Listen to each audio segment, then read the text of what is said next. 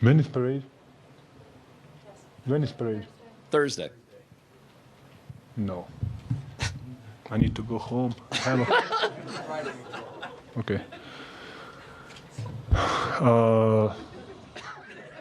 I mean, we succeed in our jobs, and we won the whole thing. It's a amazing feeling. But like I said before, it's not everything on the world, you know. I think still, if okay, I won it. Okay, we won it. But I think it's not the most important thing in the world. Still, there is a bunch of things that I like to do. I mean, probably that's a normal thing, you know. Nobody likes his job, or maybe they do. They're lying. But it's a good feeling when you know that you did something that nobody believes, and it was just us. It's just the organization of the Nuggets believe in us. Every player believe in each other, and I think that's the most important thing. So I don't view it as being critical. I think it was an honest assessment of the game. And before I came out and spoke to you guys, had the same conversation with our players. Never once will I come into a press conference to say something to you that I haven't spoken to our team about. I asked them after the game, why did we lose tonight? And they told me we didn't play hard enough. They told me we weren't disciplined enough. So it wasn't critical by any nature. It was an honest assessment. We have to learn from game two and use it to our advantage, to your point, Tim. And what I know about our group is for years now, we've handled adversity very well. And I have no doubt that tomorrow night will be a much more disciplined, urgent team for 48 minutes. And one thing about their team, when you have a guy like Joker, who, as big as he is, but also as cerebral he is, you can't really make many mistakes versus a guy like that. And even when you guard him for one of the best possessions that you think you've guarded him, he puts the ball behind his head, Larry Bird style, and shoots it 50 feet in the air, and it goes in. I think he did it like 4 or 5 times this series. So you do like this to him. I don't get a kick out of making a conference appearance. I've done it a lot, and it's not fun to me to not be able to be a part of getting to the finals. But we'll see what happens going forward. But I don't know. I got a lot to think about, to be honest. And just for me personally, going forward with the game of basketball, got a lot to think about.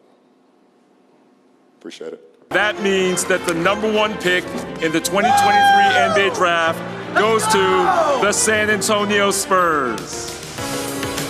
The San Antonio Spurs walk away with the first overall pick in the 2023 draft. You know, he's quite obviously an amazing young man and a good teammate, and he looks like he has incredible qualities. So wherever he goes, he's probably going to have a really, really bright future.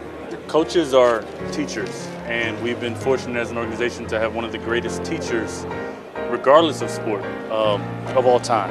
And to have the opportunity, we all learn from him each and every day.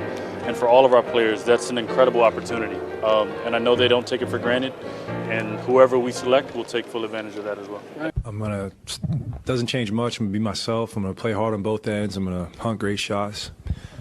But just from a life standpoint, it's such an incredible experience to play in front of my friends and family.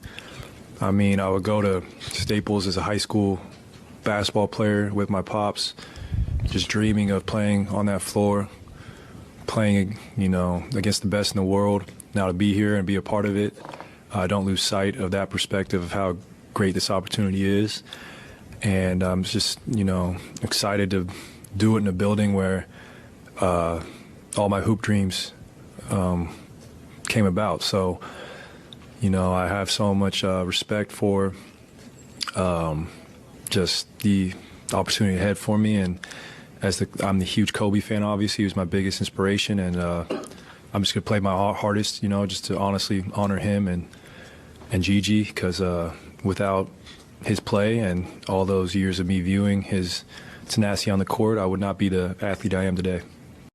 Steph, what does just this mean to you to finally be a Finals MVP after everything? Forget that. We champs. Why are you starting with that question? We got 4 championships.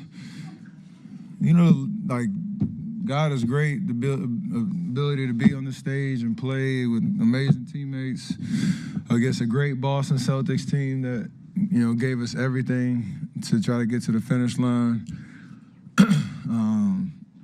This one hits different for sure. Just knowing what the last 3 years have meant, what it's been like from injuries to, changing of the guard and the rosters, Wiggs coming through, our young guys, carrying the belief that we could get back to the stage and win, even if it didn't make sense to anybody when we said it. All that stuff matters, and now I think our energy, and especially these last 2 games, has been amazing on both ends of the floor. And that's all you want, is an opportunity to, play hopefully the best game of the year. Doesn't have to be perfect, but play the best game of the year in terms of our intensity, focus, execution, and knowing what one more win means. So you can talk about it, you can embrace it, embrace the challenge.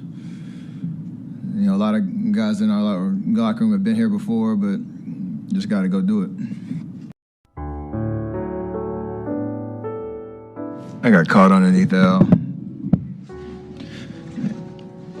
Obviously, be some pain, but I'll be all right. I don't feel like I'll miss a game, though, so take advantage of these next 48 hours to get ready. Figure out how it feels tomorrow and get ready for Friday. On the road, must-win game 4. We had a must-win game after a tough one in game 1, and we got game 2, so the flow, we still feel like we obviously can win the series, and got to come out with the right intensity and focus in game 4. There's always that vibe when you want to play well to win. This isn't the first time I've played terrible. See, I almost did it again. I shot terrible at Staples and came back and had a good game that, on the back end. So never worried about my shot ever, even though, it's just one game. I don't know if I've had a perfect start like that before, but it was just a good flow from the jump, and have fun out there. Steph Curry was just Steph Curry. There's never been anybody like him. Those last 2 threes were ridiculous.